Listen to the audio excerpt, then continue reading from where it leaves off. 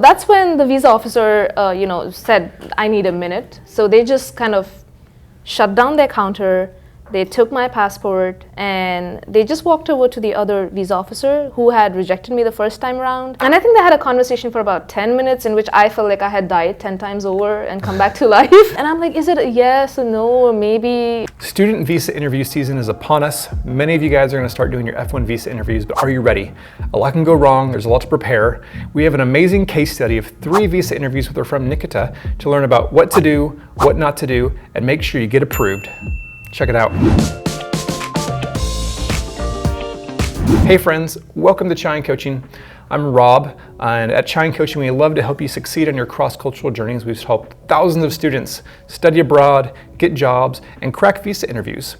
So today our big focus is visa interviews, and we have an amazing story and case study to learn from. And Nikita, please introduce yourself. Hi everyone, my name is Nikita. I am from Dehradun, and I have been in the United States for, I think this is going to be my 6th year here. So I'm starting my 6th year here. Yeah, so you're a pro now. Yep, I would like to think so, but there are still things that I don't know, but I can help with the visa interviews because I think I'm a little bit of a pro at that. Yeah, you've done 3. You've been rejected, you've been approved, you've had to change it. So there's so much to learn. So Nikita, I'm so excited to learn. So tell us, that very first interview, tell us kind of the details and what you were trying to do. So my first visa interview was and I remember this as being 2017, somewhere in March. And it was I think it was a middle of the week slot, in the middle of the day slot. For some reason, I just like being safe. So I took like a Wednesday around 11-ish. And I had to travel from Dehradun to Delhi as well. So I had to keep that buffer period in mind as well. So I reached there on Wednesday and they initially get you to line up outside of the visa office, and then they'll check your documents, and then you're sent in slowly to the waiting room, and then after that you're sent to another line which is inside the building, and then you can see the different cubicles where the interviews are happening. Okay. So I got counter number 13. Unlucky number? Unlucky number. Oh wait, I think it was a Friday actually. So it was Friday and I got cubicle number 13, and that's how I remember the information. So I went in there and I greeted the visa officer, which is always good to do. So you always greet them with like a good morning, how are you doing? And then she was like, I'm good, how about yourself? And I was like, I'm doing pretty good myself. Okay, so so the conversation started. Yeah. So tell us about the questions and the answers in that dialogue. So after we greeted each other, I was asked for my passport and my I-20, which is the documents that are most essential to carry alongside another file where you can put documents that each and every document that you could think of that could be asked for. So that would be your loan documents, that would be if you're paying for your own tuition without a loan, then how are you funding that? So maybe some documents supporting that. So I had all of that, and the only thing I was asked for was my I-20 and my passport. So I just slid that under the counter. And the first question that I was asked was, why a master's? Because I already had a master's degree from one of the universities in Delhi. So for me, that was an interesting question, and I was like, okay, I'm doing another master's because I eventually want to focus and go into a PhD program. But because I have an undergraduate program, which is a 3-year undergraduate program, so I didn't have the 4+2 for a PhD. So to make up that one deficit year, I had to enroll in a master's program here. I think the next question that I got asked was, why the United States? Like, out of all the places, why the United States? And I think for me, the reason for that was because a degree from the United States is something that is well recognized, not just in the United States, but outside as well. And there are a lot of opportunities for you to have hands-on work experience in terms of like on-campus jobs, your CPT, and I think other countries are not so supportive of like off-campus jobs or on-campus jobs other than that. But I did not, I talked about my OPT period and how that would be, something that would help me when I move back to my country to sort of like have this hands-on experience, and I can tell whoever my future employee is that, hey, I worked in a different industry, in a different market, in a different country altogether. So that's like a rich experience. Yeah. Those were the 2 questions that I was asked initially about like why a master's, why the US. Then I think they asked me a couple of personal questions like, who's going to be paying for your education? So for me, I had a bank loan, and my father was going to support me financially for non-tuition related payments. Living expenses. Yeah, living expenses basically. And then they asked me what my dad did. So I told them my dad was like a principal in a school, which is like an administrative role in a school in India. And then they asked me if I had siblings, to which I said yes, I had a younger sibling who was in university at that point of time. And all that seemed fine, and all the while the visa officer was typing something on her keyboard. And then the last question that she asked me before I got my first rejection was, how many credit hours is your course? And I, by then, was a little freaked out because this is my first experience and I can see the visa officer typing and not really maintaining an eye contact of sort with And you're me. getting lots of questions, right? And a lot of questions. So how long has this been so far? This was about, I think, 15 odd minutes So this far. is a longer visa interview. Yeah. Most are just a few minutes. Yeah. So that happened, and then I was scared, so I didn't really frame my answer properly, which I realized in hindsight. So I said 36 credit hours. And I am looking intently at the visa officer typing, and I see 214B being typed out. Oh no. And in that moment I knew, I was like, before she even said, I'm gonna reject your visa, I knew, I was like, I'm not getting in this time. Sorry. She just slid my passport back underneath and she said, I'm sorry, but at this point, I don't think I can give you your visa. And I think I tried to ask her as to if there was a reason for the rejection, and she's like, I'm not obliged to tell you that. Yeah, they won't tell you. They won't. Can't. They won't. And I just walked out, and I remember getting into the car. My mom was waiting for me outside, and I just told her, can we drive? And she's like, what happened? And I'm like, I just don't want to talk about it. Can we just leave? Oh, I'm sorry. So that was my first visa experience, I think. And thankfully not your only one. Not my only one. Okay. And I'm here, so yeah. something worked out. Yeah, and we'll tell you guys what changed, what helped, what happened. So let's talk about visa interview number 2, and why you did a second one, and things that kind of changed and helped what you kind of learned as you prepared for the second one. After my first visa interview, I was gonna book the next slot like 15 days later, but I had a friend who was at the moment studying in ASU, Arizona State University, and he'd been here for a while and was on an H-1B visa. So he just told me, he's like, hey, you need to give it some time because you're panicky right now. You don't know what happened wrong. So you need to sit down and introspect for a little bit. You need to understand what mistakes you might have made in the first visa interview. And then I did discuss this with a few people that were in the States, my friends who were here, and we were just trying to figure out amongst ourselves what really went wrong. I don't think the answer about why a master's and why the United States was a problem, because that was a legit answer. Yeah. And I don't think my family background was such that they were like, oh, this girl doesn't need to go. So it was definitely the credit hour question that kind of messed things up, is what we concluded. So I took some time off. I calmed myself down. I had a meditative moment where I was like, I would meditate, I would sit peacefully and enjoy time with family or just time with nature. And when I realized I was ready, it was already April. So I booked my second visa interview almost a month later on a Monday, and this was an early morning slot because I was like, I don't want to be that person in the middle. So I will take a Monday morning slot, 9 a.m. First of the week. First person, because sometimes you don't know if a visa officer has been ticked off by something that happened just before your interview. So it's always good to be an early bird. And my dad says this, the early bird gets the worm. I think that's the saying. And then by the end of the day, visa officers are tired too. They're humans, and they're like literally having, I would say, about 100 interviews or more. So many. Yeah. So I did Monday morning, 9 a.m. So I was outside the visa office at 8, and the same procedure of like getting in line, making sure your documents are in place. Then you get assigned the counter, which for me, unfortunately, was again counter number 13 with the same visa officer. That was a face I wouldn't forget. So same exact visa officer. Same exact visa officer. How did you feel? I was nervous. I was sweating bullets at that point of time. And I tried to talk to someone on the floor, like one of the workers there, I was like, the guy who would assign the counter, I told him, I was like, hey, this is my second time here. You know, I've been rejected before, and I think it was the same counter, the same visa officer. Could I get a change? So that's another thing you need to keep in mind. If, God forbid, you are rejected the first time, and you go in for another interview and you are assigned the same visa officer, you can get a change. So you can request You can request a change. That's nice to know. For me, I think the guy who was working the floor that day, he just was kind of rude. So I'm already scared, I'm already paranoid. And this guy was just stand in line. Just stand in line. And I was like, okay, let's see how it goes. I mean, what could happen? At the worst, I would get rejected again. I will try somewhere else.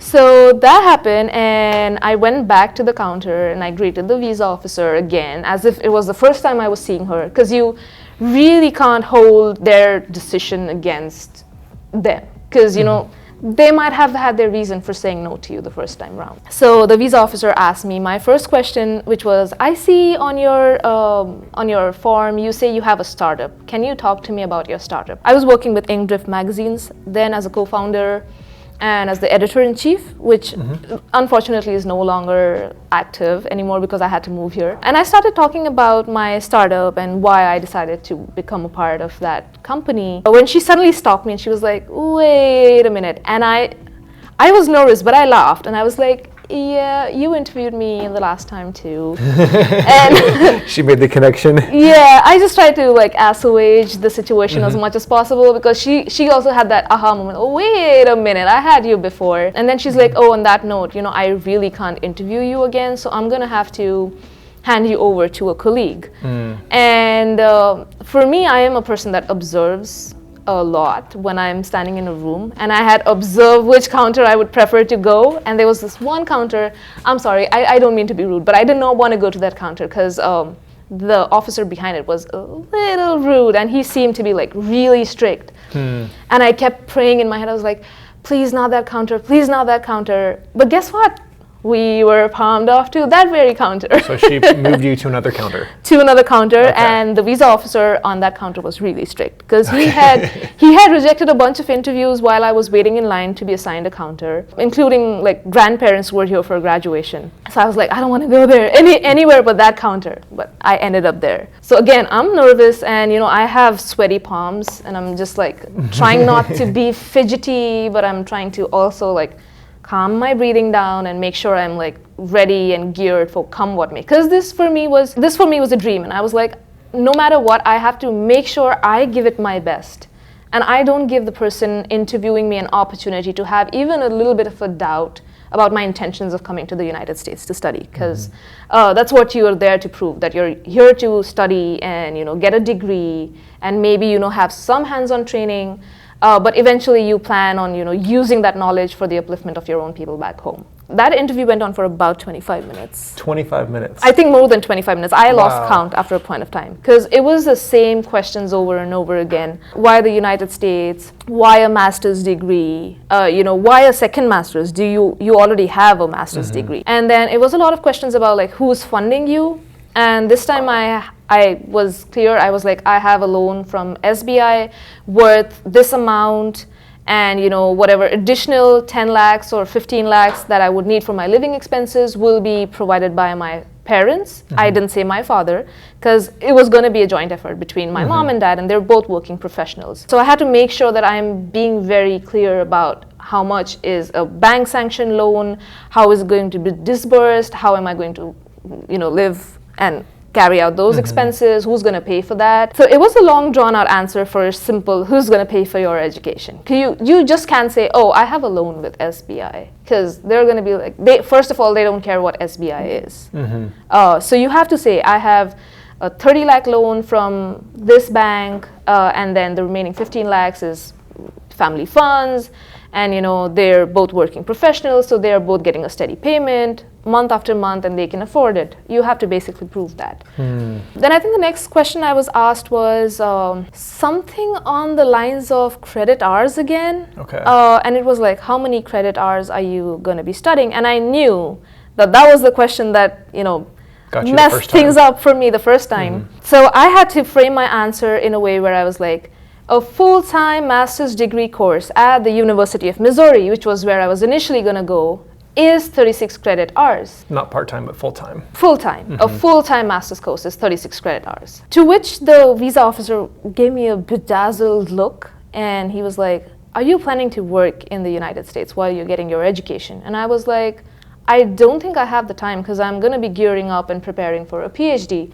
So, I'm going to be using my time to write papers, carry out my research, see what faculty I would want to work with. And the visa officer just turned around and said, don't tell me what you can do. Tell me what you will be doing there. And I was like, that's exactly what I'm saying. I will be working in my spare time on research papers, on publishing my short stories, maybe papers I've written for class, taking some extra courses, auditing, just so that, I could have that sort of cushion when I apply for a PhD. That's when the visa officer, said, I need a minute. So they just kind of shut down their counter, they took my passport, and they just walked over to the other visa officer who had rejected me the first time around. And I think they had a conversation for about 10 minutes in which I felt like I had died 10 times over and come back to life. So you had to wait for them to talk, and then to talk you're amongst just standing themselves. there. Yeah, and I'm just standing there. I'm sure I'm it feels like an eternity. Yeah, and I'm like, is it a yes or no, or maybe what's happening here? And I took that moment to again calm myself down, wipe the sweat off my brows. That was the longest 10 minutes that I waited. And then the visa officer just came back in. They slid some paper under the counter, and I was like, oh, it looks like it's another rejection. But then I saw it wasn't my passport. Okay. And I saw my passport being put into a little box right next to the officer. And I was like, oh, that means finally I'm getting stamped. So, and they were like, congratulations, your visa has been approved. And I was like, oh, finally. And I had a stride when I walked out of the visa office. And my dad had gone with me that time, so he just looked at me across the road, and he knew that I had gotten in because I was elated, smiling, and it was in my body language. So yeah, that was my second, and it was fun, and I came back home and I had a little small celebration with my family, and then things changed, but we will talk about that in a little bit. Yeah. Before we get into the third visa interview that Nikita had to do for her visa interview and change some stuff, first of all, go ahead and just like this video to say thanks to Nikita, telling her story, say thanks for that way. And our chai question for you guys is, where are you going to be given your visa interview? So go ahead and tell us in the comments which location, which consulate, which embassy, which city you're giving your visa interviews in. We'd love to see where people all over the world are going to give these visa interviews. Third and final visa interview. You've been approved, but now why do you have to go back and do it all again? This happened right after I reached home. So it was actually the evening of the day that I had my visa interview, and I've driven back home. And I'm in the middle of, having a little bit of fun with my family and just dancing about like crazy. I go into my emails to check, and it so happened that I got a full scholarship from UTD. So I already had my admit with UTD, the University of Texas at Dallas. And I was on a wait list for a scholarship, which came through because someone dropped out last minute. And that was even more exciting news because I was like, oh my God, like a full scholarship is a big thing. It's a big upgrade. It's a big upgrade for sure. And UTD is expensive too. It is. And I mean, Missouri is a good place to be in, but thinking of the weather there and the constant snow in the winter months, I prefer Texas because it was like more moderate climate. Not sure I can say the same for it anymore. You get all seasons here. Yeah. I was like, oh, that's fun. And I just told my parents, I was like, hey, guess what? We have another reason to celebrate, which is, this crazy thing happened. Someone dropped out and I got a scholarship, like a full scholarship. And my dad was like, oh yeah, that's so cool. And we got to go talk to the bank and tell them that we don't need the loan anymore. And then I was like, wait a minute. I don't have a visa stamp for the University of Texas at Dallas. I have a visa stamp for a completely different university. Mm-hmm. And then, it was a crasher and a downer on the entire uplifting mood that I had that evening. So I didn't know what to do. And this was, since I'm also first generation, coming to the United States, there was not someone who could guide me too much. So I had friends here. And I just happened to call up a couple of my friends and I was like, hey, what do you recommend I do? Because I already have a visa stamp. So, I can travel technically because that's a travel document. It's just for the wrong university. And I had mixed answers about that. Someone said you can just come here and transfer your service over. Someone said, no, I think all you need to do is let them know that, there's a change in the university and they don't take too much time. They won't even ask you questions. They'll just like take the passport, restamp it, cancel the old one, and give it back to you. And I was really confused because I didn't know if I should just like travel on the current visa, come here and go into paperwork, in a completely new place where I'm still finding my bearings. Yeah, and you didn't want to get in trouble either. Yeah, I didn't want to get into trouble either. Or should I just like fix everything on my home ground because I know I have family there to help to do the running around. I know the location, I know the people, I know the place. And you still had some time. And I had time. I decided against what most people said, which was come here and switch your service over.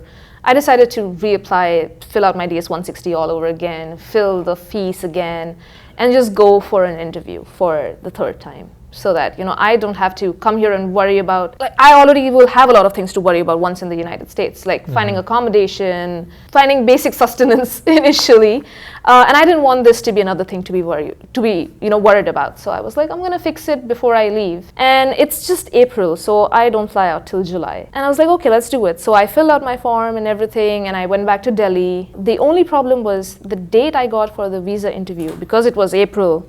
I got something for 18th of July. So I went back on the 18th of July, and I was scared because I'm literally now running out of time because I have non-refundable tickets for the United States for the 23rd of July. The worst case scenario, I would have had to cancel that. I would have lost some money, but I was like, we'll do it the right way, irrespective. There's only like a couple week gap between the interview and when you were flying. Yeah. Or like 1 week. Less than a week, 5 days. Wow, that's a lot of pressure. Yep, and I tried to get my I-20, my updated I-20 with the scholarship from UTD before I went for the interview, but for some reason it was not coming in on time. I had a previous I-20 that they had sent me for fall, and I was like, okay, I'm gonna use this, and I have the letter that says, hey, we're giving you the scholarship, so I'm gonna print that out as well. And I think a lot of people would not even consider that a thing, like, okay, I have it on my email, why do I print it out? But I'm that person that likes to play it safe. So I printed out the letter for my scholarship. I printed out the document where I was supposed to sign and give it back.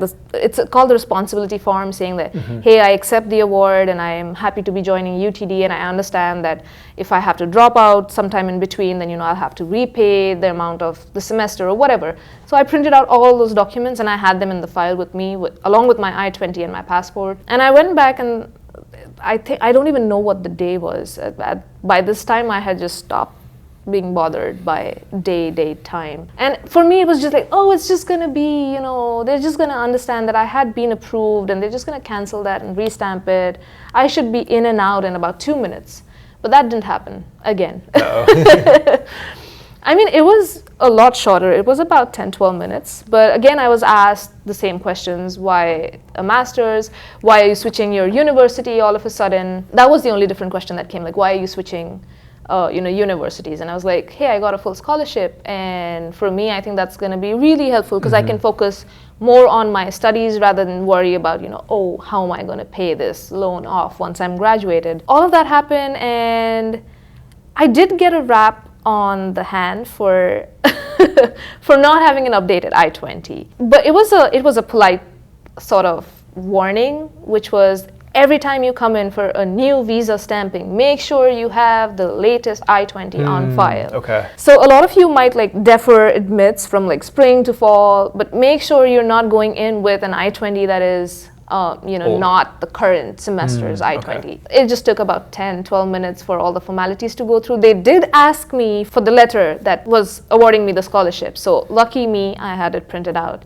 So I gave that to the visa officer, and she was really sweet. And she was like, oh, congratulations, we're just gonna take this and cancel your old one and make sure the new one is stamped on there. It was pretty much a formality, but again, there were a few things that I learned from there as well. And that was my 3. Yeah, wow. So those are 3 crazy long visa interviews. The first one you said was about 15 minutes. Second one maybe 25 plus. And then third one 10 minutes. Most visa interviews take 2 to 5 minutes. So that you had that many, wow. That's a lot to endure through. Lots of questions, a lot of waiting. So I'm glad it all worked out at the end and that you got approved. And some great lessons learned. What would maybe be your biggest tip or lesson learned for people who are preparing to come now? I think I have a few things because I got into my head a little bit too much right before my visa interview, which was the reason for me being so like paranoid and panicky. I think it's a Facebook group which says MS in US F1 visa group or something. Yeah, there's a lot of them. Yeah, and then people talk about their visa experiences over there, and very often you're thinking about it too much because you're like, oh my God, this guy answered and got rejected, but what if I get rejected? And then, that negativity that seeps in or that sets in, you need to go with the mindset that, no, I'm going to do this right and I'm going to do it right the first time and I'm going to get in. Because I think my first mistake was that I was really a negative Nancy before my first round. Being confident is important. I've talked to lots of visa officers and I say, if you're nervous, they're going to see that as a negative sign and be skeptical. So being confident, being happy, being positive is really important. Yep. You're so right. The second one for me is like the visa officer is seeing you for the first time. They're not people that have seen you in like a social setting or a professional setting, and they're going to judge you based off of how you speak and your physical appearance. So you need to make sure you're dressed comfortably, and yet like maybe I would recommend a semi-professional attire, which is what I wore for my visa interview. So the first time I wore a button-down shirt with pants, and the next time I wore like an Indian professional attire, which was like a long kurti with jeans.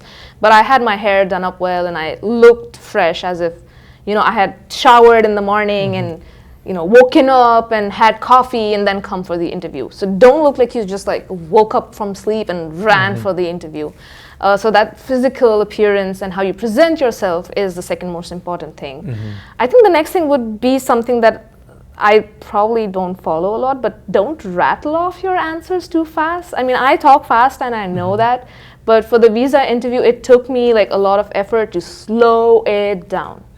Slow it down, talk slowly, talk a little audible level. They should not have to strain to hear what you're saying, because that's going to irritate the person. Because you have to understand you're not the only one that's going to interview with them. So you have to be audible, confident, look good, make sure you're talking slow. You don't necessarily need to put on an accent. I think they understand Indian accents. So don't try to force it if it's not a natural thing. Yeah.